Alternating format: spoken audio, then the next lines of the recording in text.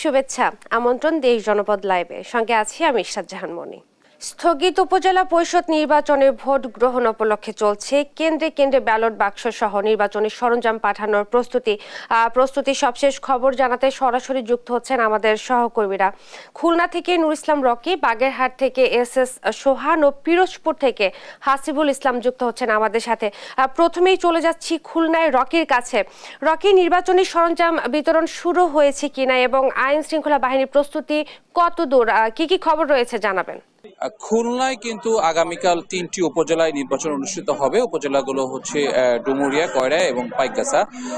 আপনি দর্শকরা জানেন যে 26 তারিখে যে ঘূর্ণিঝড় রিমেলের প্রভাব পড়েছিল আমাদের খুলনার এই উপকূলবর্তী এলাকার, যার কারণে কিন্তু নির্বাচনগুলা পিছিয়ে দিয়েছিল নির্বাচন কমিশন, এবং এই রিমেলের ঝড়ের কারণে কিন্তু কয়রা, পাইকগাছা এবং ডুমুরিয়া এলাকায় ব্যাপক ক্ষয়ক্ষতি হয়েছিল এবং একজন প্রাণহানি সহ প্রায় 15 থেকে 20 হাজার মানুষ কিন্তু পানিতে নিমজ্জিত ছিল, যার কারণে নির্বাচন কমিশন সিদ্ধান্ত নিয়েছিল যে নির্বাচন পিছিয়ে দেওয়া হবে। তো সেই হিসাবে কিন্তু আগামী 9 তারিখ কিন্তু উপজেলার এই 3টি জায়গায় নির্বাচন অনুষ্ঠিত হবে।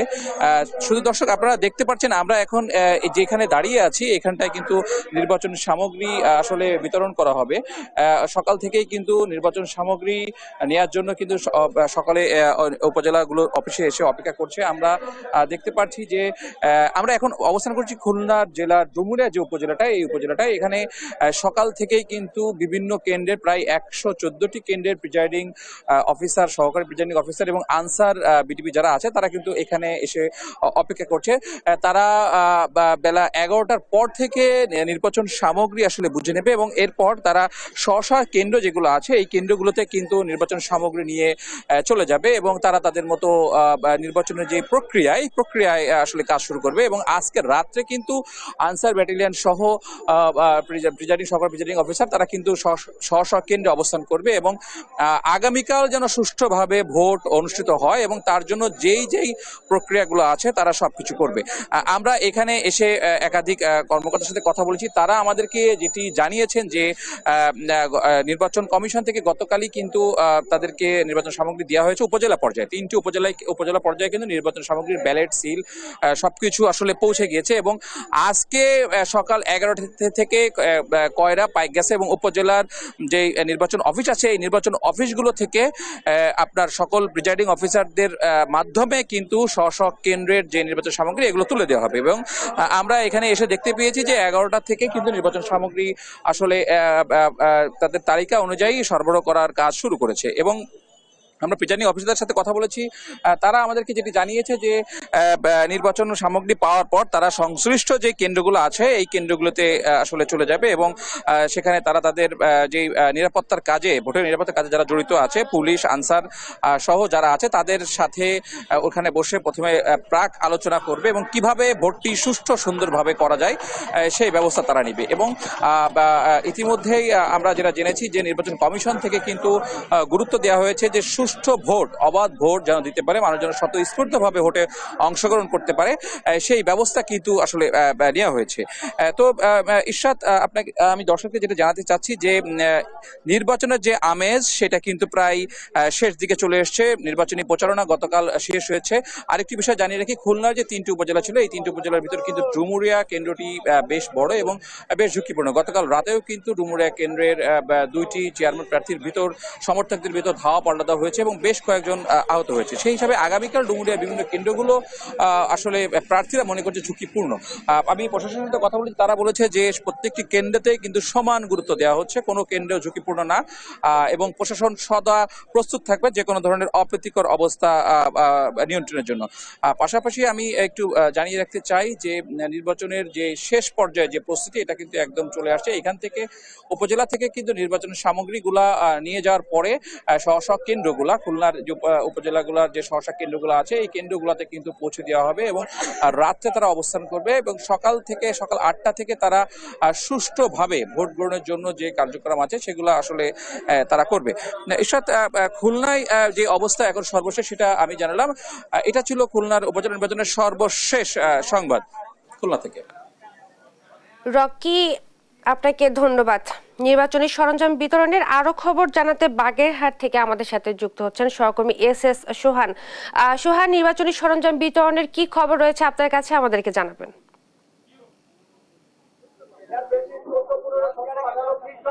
আগামীকাল অর্থাৎ রবিবার বাগেরহাটের 3টি উপজেলায় নির্বাচন অনুষ্ঠিত হবে। বাগেরহাটের এই যে 3টি উপজেলায় নির্বাচনের জন্য সকল প্রকার প্রস্তুতি সম্পন্ন করেছে জেলা রিটার্নিং কর্মকর্তা। আমরা যেটা জানতে পেরেছি, বাগেরহাটের মোরেলগঞ্জের 111টি কেন্দ্রে কিন্তু এখন নির্বাচনী সরঞ্জাম বিতরণ করা হবে। এই মুহূর্তে আমরা মোরেলগঞ্জ যে উপজেলা নির্বাচন কর্মকর্তার কার্যালয় রয়েছে সেই নির্বাচন কর্মকর্তার কার্যালয়ের সামনে রয়েছি। এখানে বিভিন্ন জায়গা থেকে আসা আনসার সদস্যরা কিন্তু অপেক্ষা করছেন। তারা এখান থেকে নির্বাচনী সরঞ্জাম নিয়ে কিন্তু তাদের নির্দিষ্ট কেন্দ্রে যাবে। আমরা যদি এই উপজেলা নির্বাচনের বিষয়ে আপনাদেরকে আরো জানাতে চাই, সেটা হচ্ছে এই যে 3টি উপজেলা অর্থাৎ মোরেলগঞ্জ, মোংলা এবং শরণখোলা উপজেলায় নির্বাচন হওয়ার কথা ছিল 29 মে, কিন্তু ঘূর্ণিঝড় রিমালের কারণে এই উপজেলার বিভিন্ন জায়গা ক্ষতিগ্রস্ত হওয়ায় আসলে এই নির্বাচনটি পিছিয়ে দেওয়া হয় এবং পরবর্তীতে 9 জুন এই নির্বাচনের তারিখ নির্ধারণ করা হয় এবং সেই অনুযায়ী আগামীকালকে কিন্তু নির্বাচন অনুষ্ঠিত হবে এবং এই নির্বাচনের সকল প্রস্তুতি ইতিমধ্যে সম্পন্ন করা হয়েছে। এই নির্বাচন যাতে সুষ্ঠুভাবে সম্পন্ন হয় এজন্য আইন শৃঙ্খলা বাহিনীর সদস্যরা সতর্ক অবস্থানে রয়েছে। পুলিশ এবং আনসার সদস্যদের পাশাপাশি এখানে কিন্তু বিজিবি এবং র্যাব সদস্যরা ভ্রাম্যমাণ টহল টিম হিসেবে দায়িত্ব পালন করবেন। এছাড়া নৌবাহিনী এবং কোস্টগার্ডের সদস্যরা কিন্তু এক্সট্রা ফোর্স হিসেবে, রিজার্ভ ফোর্স হিসেবে থাকবেন। প্রয়োজনে তাদেরকেও কাজে লাগানো হবে। আমরা যদি এখানে যে নির্বাচনী সরঞ্জাম, ব্যালট বাক্স সহ অন্যান্য সরঞ্জাম বিতরণের কথা বলি, সেটা কিন্তু এই উপজেলায় এখনো শুরু হয়নি। আনসার সদস্যরা আসছেন এবং অপেক্ষা করছেন। আরেকটা বিষয় আপনাদেরকে জানাতে চাই, এই 3টি উপজেলা কিন্তু বাগেরহাটের প্রত্যন্ত উপজেলা বা উপকূলীয় উপজেলা বলা যায়। এই উপজেলাগুলোতে 494টা কেন্দ্র রয়েছে। এই সব কেন্দ্রে কিন্তু 4,70,000-এর মতো ভোটার তাদের ভোটাধিকার প্রয়োগ করবেন। এছাড়া আপনাদেরকে আরেকটা বিষয় জানাতে চাই, এই উপজেলাগুলো যেহেতু প্রত্যন্ত উপজেলা, এসব উপজেলায় কিছু কেন্দ্র রয়েছে যেখানে যাতায়াত ব্যবস্থা খুবই খারাপ, যার কারণে প্রত্যেকটি কেন্দ্রে আগামীকাল সকালে ভোট শুরুর আগে ব্যালট পেপার গেলেও আজকে কিন্তু এই 3টি উপজেলার অন্তত 74টি কেন্দ্রে ব্যালট পেপার পৌঁছে যাবে বলে আমাদেরকে জানিয়েছেন এই নির্বাচনের রিটার্নিং কর্মকর্তা। সবকিছু মিলিয়ে এখানে কিন্তু নির্বাচনের যে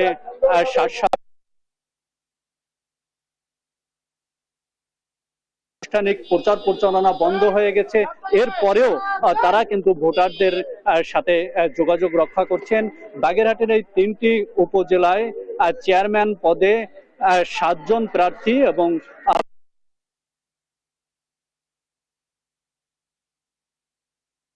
নির্বাচনে অংশগ্রহণ করছেন। বাগেরহাটের মোরেলগঞ্জ থেকে এই ছিল আমার কাছে সর্বশেষ। সোহান, আপনাকে ধন্যবাদ।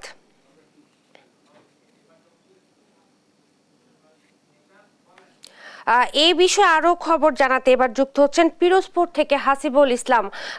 হাসিব, নির্বাচনী সরঞ্জাম বিতরণের কি খবর আপনার কাছে রয়েছে, আমাদেরকে জানাবেন। যে আপনারা জানেন যে 6ষ্ঠ উপজেলা পরিষদ নির্বাচন 3য় দফা নির্বাচনের পিরোজপুরে কিন্তু একটি উপজেলা পরিষদ নির্বাচন বাকি ছিল, যেটা 29 তারিখে হওয়ার কথা ছিল। তবে ঘূর্ণিঝড় রিমেলের কারণে এটি কিন্তু পিছিয়ে আগামীকাল 9 তারিখ অনুষ্ঠিত হতে যাচ্ছে।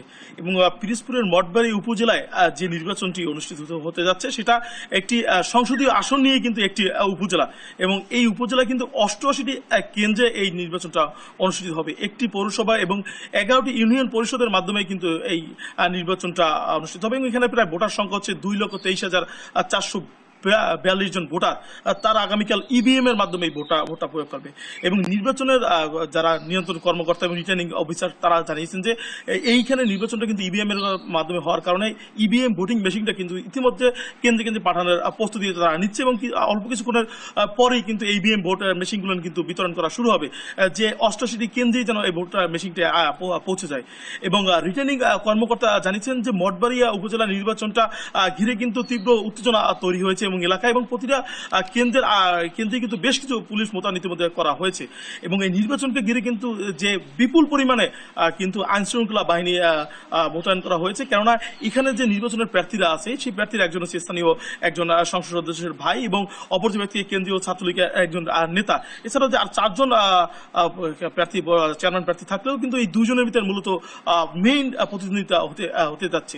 এবং রিটার্নিং কর্মকর্তা যেটা আমাকে জানিয়েছেন যে ইতিমধ্যে কিন্তু তারা নির্বাচনটি সুষ্ঠু করার জন্য প্রায় 4 প্লাটুন বিজিবি মোতায়েন করেছে এবং 4 ব্যাটালিয়ন র্যাব, এছাড়া 3 ব্যাটালিয়ন আনসারও কিন্তু ইতিমধ্যে তারা রানিং অবস্থায় থাকবে যারা আইন শৃঙ্খলা রক্ষার জন্য। এবং 37টি মোবাইল টিম পুলিশের কিন্তু কাজ করবে এই নির্বাচনকে সুষ্ঠু সম্পন্ন করার জন্য।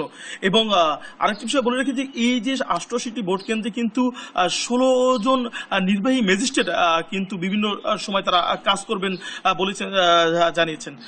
আমি একটি বিষয় আপনাদেরকে জানি যে এই নির্বাচনের যে নির্বাচনের ভাষায় যে বলা হয় যে ভোট কেন্দ্র ঝুঁকিপূর্ণ অথবা অতি গুরুত্বপূর্ণ, যে হিসাবটা করা হয় এখানে কিন্তু মঠবাড়িয়া 88টি কেন্দ্রই কিন্তু ঝুঁকিপূর্ণ এবং অতি গুরুত্বপূর্ণ হিসেবে বিবেচনা করা হয়েছে। এবং ভোটাররা চাচ্ছে যে শান্তিপূর্ণভাবে যদি এই ভোটটা সম্পন্ন হয়ে থাকে, এবং যেহেতু 2,23,482 জন ভোটারের একটি ভোট এবং বিশাল একটি কিন্তু এলাকা নিয়ে এই ভোটটা তখন, এবং ভোটারদের মাঝেও একটা থমথম পরিস্থিতি তৈরি করছে। এবং প্রশাসনও চাচ্ছে যে শক্তভাবে এই নির্বাচনটা সম্পন্ন এবং সুষ্ঠুভাবে সম্পন্ন করতে।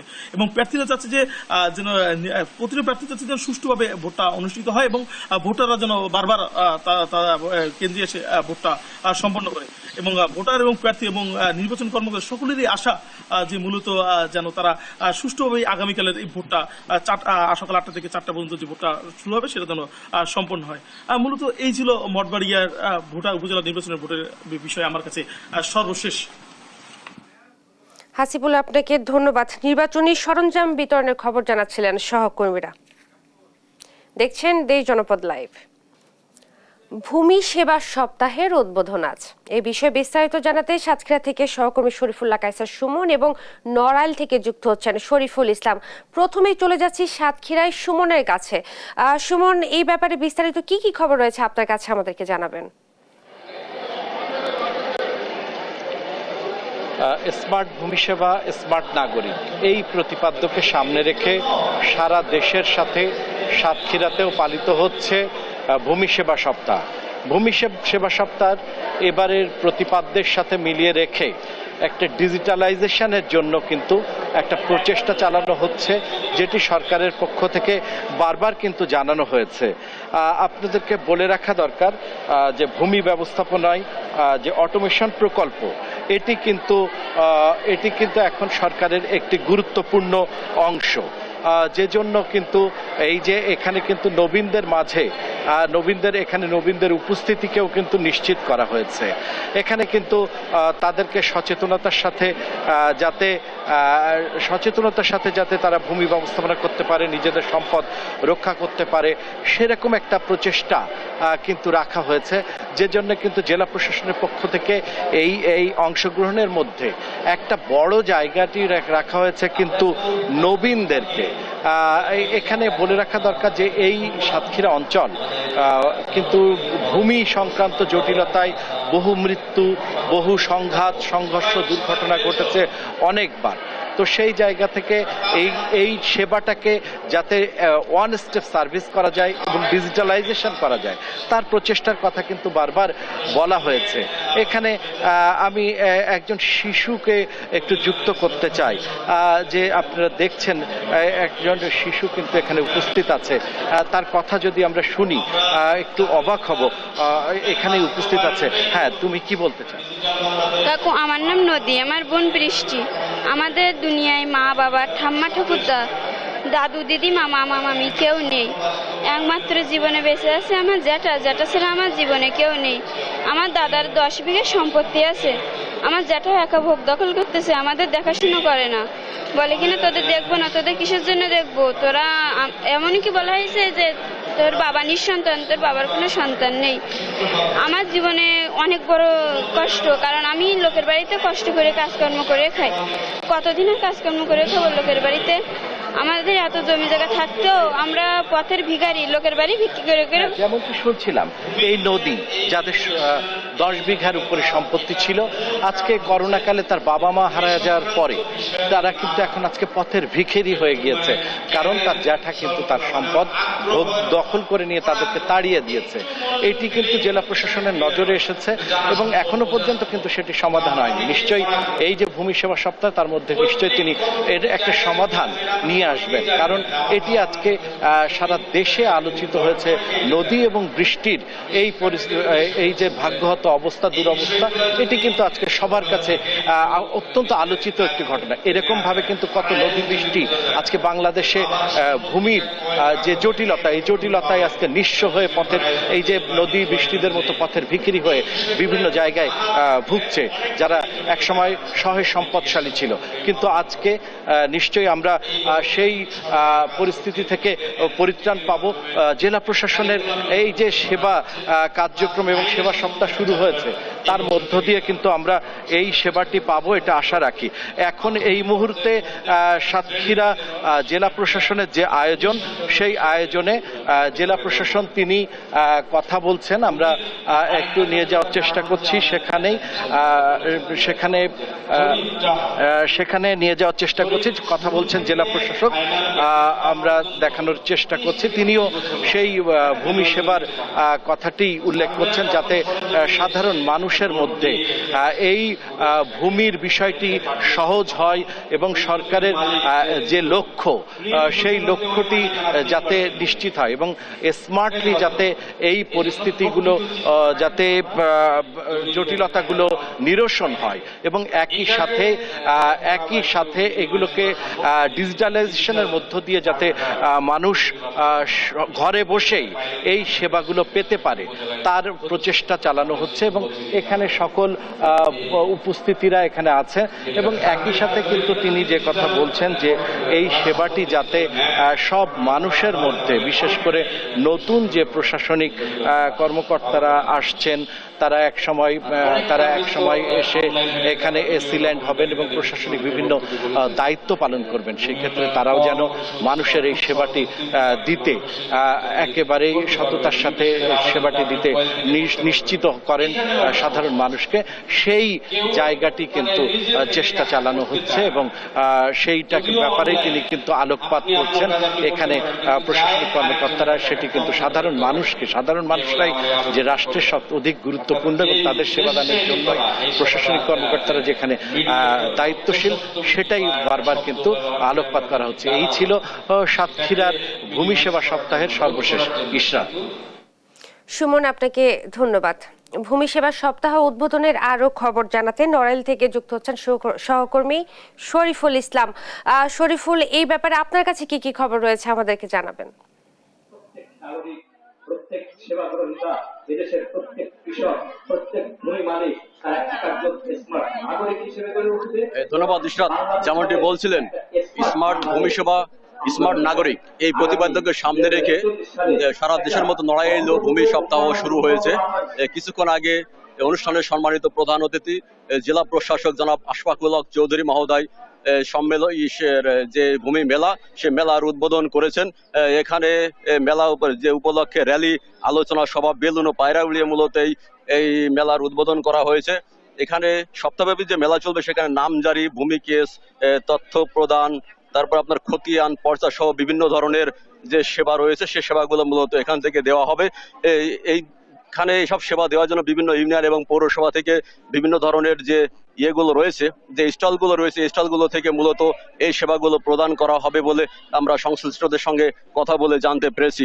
তো এ বিষয়ে আমরা আরো জানার জন্য এখানে আজকের যে ভূমি যে সেবা সপ্তাহ, এর উদ্বোধন করলেন মাননীয় জেলা প্রশাসক মহোদয়। এখানে উপস্থিত রয়েছেন অতিরিক্ত জেলা প্রশাসক রাজস্ব জনাব জুবাইর হোসেন চৌধুরী উপস্থিত রয়েছেন, নড়াইল পৌরসভার সুযোগ্য মেয়র আঞ্জুমান আরা উপস্থিত রয়েছেন, সদর উপজেলা নির্বাহী অফিসার শারমিন আক্তার উপস্থিত রয়েছেন, সহকারী কমিশনার নড়াইল সদর সহ অতিথিবৃন্দ। আমরা জানতে চাইবো আসলে আজকের এই মাননীয় প্রধান অতিথি রয়েছেন আমাদের এখানে জানতে চাইবো যে আসলে ভূমি সেবা সপ্তাহ যে আজকের যে প্রোগ্রাম রয়েছে এই প্রোগ্রামের মূল উদ্দেশ্য কি সে বিষয়ে আমরা একটু জেলা প্রশাসক মহোদয়ের কাছ থেকে জানতে চাইবো। জি, একটু বলবেন যে বিষয়টা আসলে কেন আজকের এই আয়োজন? মানুষের যে মৌলিক চাহিদা আছে আমরা জানি, অন্ন, বস্ত্র, বাসস্থান, শিক্ষা, চিকিৎসা। এর মধ্যে দুইটা চাহিদাই ভূমির সাথে সম্পর্কিত। আমাদের যেমন বাসস্থানের জন্য ভূমির দরকার, তেমনি আবার অন্যের জন্যই আমাদের ভূমি কর্ষণের দরকার।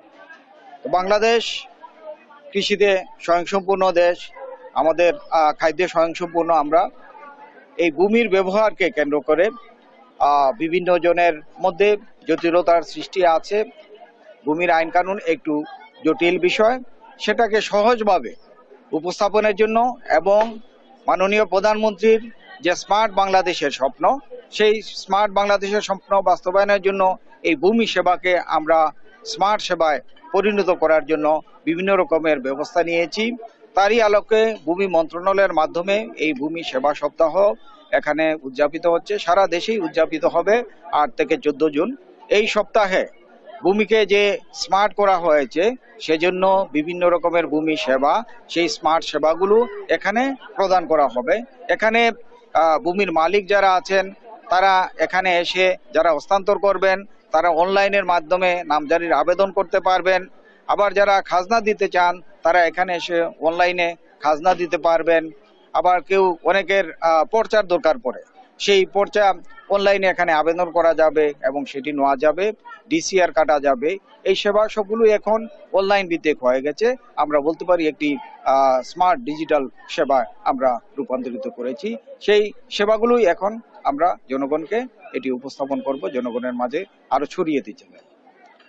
জি, ধন্যবাদ। যেমনটি শুনছিলেন আসলে ভূমি সেবার যে এত বিভিন্ন সময় দেখা গেছে যে ভূমি জটিলতার কারণে অনেকেই ভূমির মালিকানা নিয়ে অনেক সময় মামলা মোকদ্দমা বিভিন্ন ধরনের হয়রানিমূলক হতে হয়। আর বর্তমান সরকারের যে ডিজিটাল সেবা থেকে যে স্মার্ট বাংলাদেশের যে কার্যক্রম শুরু করছেন সেই কার্যক্রমের অংশ হিসেবে মূলত এই ভূমিকেও যে দলিল বা অন্যান্য যে পর্চা খতিয়ান সবগুলো অনলাইনের মাধ্যমেই যে চলমান রয়েছে সেই কার্যক্রমগুলো মূলত মানুষের মাঝে ছড়িয়ে দেওয়ার জন্য মূলত আজকের এই ভূমি সেবার যে অনুষ্ঠান রয়েছে সেই কার্যক্রম মূলত শুরু করেছেন মানুষদের জানার জন্য এবং বোঝার জন্য। এখানে এসে তাৎক্ষণিকভাবে তারা বিভিন্ন ধরনের সেবা এখান থেকে নিতে পারবেন।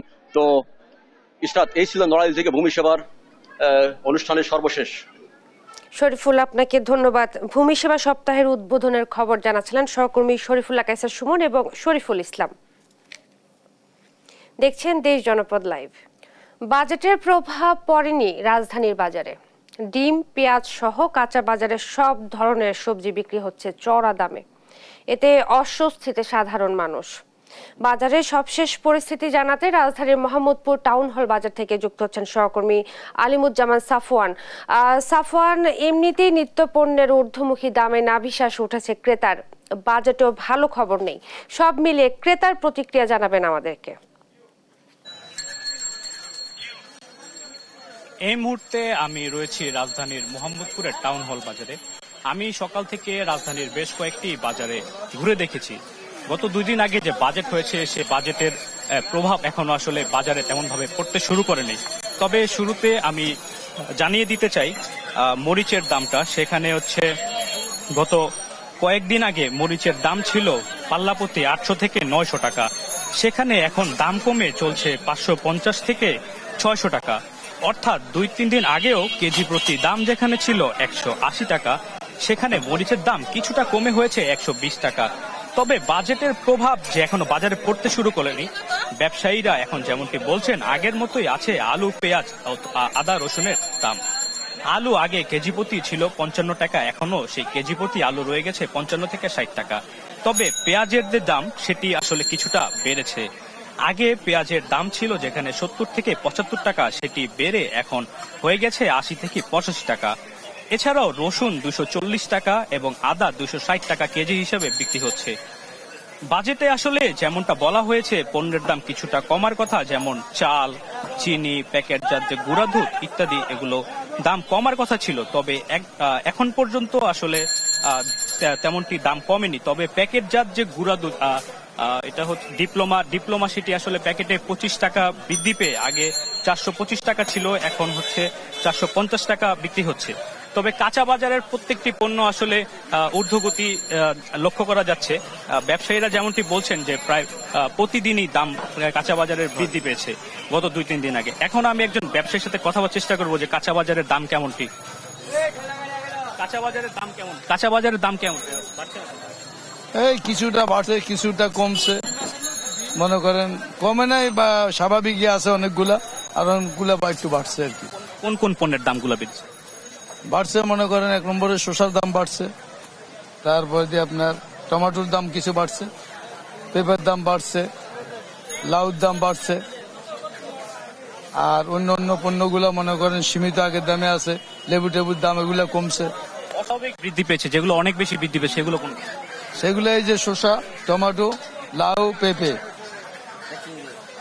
আপনারা যেমনটি শুনছিলেন, আগে যেমন পেঁপে বিক্রি হচ্ছিল 60 থেকে 70 টাকা, সেটি এখন বৃদ্ধি পেয়েছে। আগে লাউ যেখানে ছিল 50 টাকা, সেটি প্রায় দ্বিগুণের মতো বেড়ে গিয়ে 90 টাকা থেকে 100 টাকা বিক্রি হচ্ছে। আমাদের প্রয়োজনীয় প্রতিদিনের যে শসা, সেটি হচ্ছে 60 টাকা দাম ছিল, সেটি বেড়ে গিয়ে দ্বিগুণ দাম 120 টাকায় বিক্রি হচ্ছে। টমেটোর দামও যেখানে 60 টাকা ছিল, সেটিও এখন বেড়ে দাঁড়িয়েছে 120 টাকা। এছাড়া বেগুনের দাম এখন চলছে 100 টাকা। 100 টাকার কম বেগুন কোনোভাবেই কোনো বাজারে বিক্রি হচ্ছে না। এছাড়া যে সবজি বরবটি, সেটির দাম ছিল 80 টাকা, সেটি বেড়ে হয়েছে এখন 100 টাকা।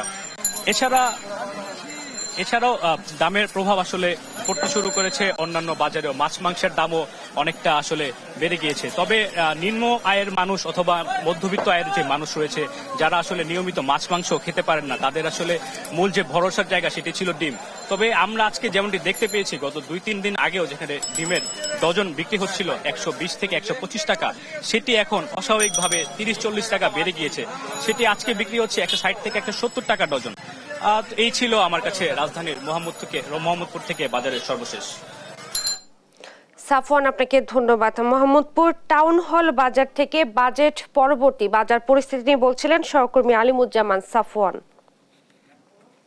দেখছেন দেশ জনপদ লাইভ। রাজধানীর বাইরেও সবজির বাজারে স্বস্তি নেই। বাজার দর সম্পর্কে জানাতে কুমিল্লা থেকে যুক্ত হচ্ছেন সুমন কবির। সুমন, সবজির বাজার দর কেমন দেখছেন আমাদেরকে জানাবেন। জি ইসরাত, আপনি যেটা বলছেন, আসলে কুমিল্লা বাজার আমরা দেখেছি। আসলে সবজি বাজারগুলো সকাল থেকে আমি ঘুরেছি কুমিল্লা প্রত্যেকটা বাজারে। আসলে প্রতিটি বাজার আমরা দেখেছি যে সবজি বাজার প্রতি কেজি আসলে 10 থেকে 20 টাকা করে বৃদ্ধি পেয়েছে। কারণ হচ্ছে তারা বলছেন যে বৃষ্টি হওয়ার কারণে আসলে সবজির একটু বাজার কম আসছে। তবে একটু জানা কি কুমিল্লা আমি দেখেছি যে ঝিঙ্গা বলেন, শসা, যে আপনার মূলা, কাঁকড়া সবকিছু মিলিয়ে আসলে সবজি বাজার খুব অস্বস্তিতে রয়েছে কুমিল্লা বাজার। তো আমি একটু কথা বলতে চাই বিক্রেতার সাথে, আসলে স্বস্তি কুমিল্লা বাজারে স্বস্তি কেন, সবজি বাজার কেন অস্থিরতা দেখা দিচ্ছে? সবজি একটু শর্ট কম আর কি, মার্কেটে ওই নষ্ট হয়ে যাওয়াতে লেগে একটু দাম বৃদ্ধি আর কি, এর দূরে। তবে কিছুদিন পর মনে কমে দেবে, আবার আমদানি হলে কমে দেবে। অন্ত একটু কমতে সময় লাগবেই। সব সবজি যেমন শসা মশা অনেক দাম, সবজি মনে করেন আগে থেকে। আসলে যেটা বলছিলেন উনি বলছে বাজারে সবজির ঘাটতি রয়েছে, তাই সবজির দাম বৃদ্ধি পেয়েছে। যদি আমি দেখেছি বাজারে পর্যাপ্ত সবজি রয়েছে, তারপরে সবজির দাম বৃদ্ধি পেয়েছে। আর কুমিল্লা বাজারে আমি দেখেছি প্রত্যেকটা বাজারে ঘুরেছি সকাল থেকে, 4-5টি বাজারে গিয়েছিলাম পাইকারি এবং খুচরা বাজারে। আসলে পাইকারি বাজারে থেকে খুচরা বাজারে 20 থেকে 30 টাকার মতো ডিফারেন্স হচ্ছে সবজি বাজারে। তবে সবজি বাজারে যে অস্বস্তি রয়েছে, এটা যারা ক্রেতা এবং বিক্রেতা রয়েছে, ক্রেতা বলছে আসলে আমরা চাই পণ্যের দাম কম থাকবে, আমাদের ক্রয় ক্ষমতার মধ্যে থাকবে, তার ক্রয় ক্ষমতা। আমি যদি একটু কথা বলতে চাই যে আসলে ভাই সবজি তো হঠাৎ করে বৃদ্ধি পাওয়ার কারণ ভাই বৃষ্টির কারণে এই অবস্থায় সবজি অনেক দাম হয়ে গেছে বৃষ্টির কারণে। এই কারণে সবজি নাই, এই কারণে সবজি দাম হয়ে গেছে। যেটা বলছিলেন ওনারা, আসলে আমরা একজন বিক্রেতা ক্রয় করতে আসছেন সবজির দাম হঠাৎ করে বৃদ্ধি করে আপনার তাতে কি সমস্যা হচ্ছে? অনেক সমস্যা হচ্ছে, সবকিছুর দাম বাড়ছে, 20 টাকা 30 টাকা করে বেড়ে গেছে প্রতি কেজিতে সবকিছুতে। এইভাবে তো কোনো কিছু নেওয়া যাচ্ছে না। যেটা নিচে 40 টাকা এটা হয়ে গেছে 50 টাকা, যেটা নিচে 50 টাকা 70 টাকা হয়ে গেছে। তো কি নেব, সবকিছুতে দাম বাড়তেছে। হঠাৎ করে এটা হলে কিভাবে কি করবো আমরা? এটা কি বাজেটে কোনো প্রভাব আছে কিনা? ওইটা সঠিক বলতে পারলাম না। আসলে যেটা বলছিলেন তারা বলছেন যে আসলে হঠাৎ করে সবজির দাম 20 টাকা 30 টাকা বৃদ্ধি পেয়ে গেল, তাতে করে আসলে সাধারণ মানুষ যারা রয়েছেন তারা আসলে ভোগান্তিতে রয়েছেন। বাজারে অস্থিরতা যেন কাটছে না, একেবারে তীব্র তাপ দেওয়ার পরে আবার বৃষ্টিতে এখন সবজির দাম বৃদ্ধি পেয়েছে। আসলে যে হঠাৎ করে সবজির দাম বৃদ্ধি পেয়েছে, এতে করে আমাদের কি ধরনের সমস্যা হচ্ছে? সমস্যা তো মূল নিয়ন্ত্রণ বাইরে, চলাফেরা করতে কষ্ট হচ্ছে, নিয়ন্ত্রণ বাইরে কষ্ট হতেছে মানুষের, এই অবস্থা, সরকার নিয়ন্ত্রণ করতে পারতেছে না। সালাম আলাইকুম। আসলে যেটা বলছিলেন তারা সাধারণ জনগণ চাচ্ছে আসলে সবজির মান, সবজি হতে শুরু নিত্যপণ্য বাজার যা রয়েছে সকল কিছুতে যেন বাজারের স্বস্তি ফিরিয়ে আসে, এবং সাধারণ মানুষ বলছেন যে কুমিল্লার যে বাজারগুলো তথা সারা বাংলাদেশে প্রত্যেকটা বাজারে যে মনিটরিং ব্যবস্থা থাকে, আসলে পর্যাপ্ত সবজি থাকার পর কেন দাম বৃদ্ধি পাচ্ছে, আসলে বিক্রেতা এবং ক্রেতার মধ্যে আসলে সামঞ্জস্য নেই। তারা বিক্রেতা বলছে এক কথা, ক্রেতা বলছে আরেক কথা, সবকিছু মিলে বলা যে কুমিল্লা বাজারের অস্থিরতা রয়েছে। এই অস্থিরতা কবে কাটবে আসলে মানুষের প্রত্যাশা রয়েছে, বাজেটের কারণে কিনা সেটা আসলে সাধারণ মানুষ বোঝে না। তারা বলছে আমরা আসবো বাজারে পণ্য কিনবো এবং স্বস্তিতে কিনতে চাই। বিক্রেতা বলছে হঠাৎ করে সবজির দাম বৃদ্ধি পেয়েছে, আসলে সেই কারণেই আসলে বাজারে একটু সবজি ঘাটতি রয়েছে। কিন্তু আমি কোনো বাজারে দেখিনি যে সবজি ঘাটতি রয়েছে, পর্যাপ্ত সবজি রয়েছে, তারপরেও সবজি বৃদ্ধি পাচ্ছে। সবকিছু মিলিয়ে বলা যায় কুমিল্লা আসলে বাজারের যে অস্থিরতা, সেই অস্থিরতা যেন কাটছে না। এই ছিল কুমিল্লা থেকে সর্বশেষ। সুমন, আপনাকে ধন্যবাদ। কুমিল্লা থেকে বাজার দর জানাচ্ছিলেন সহকর্মী সুমন কবির।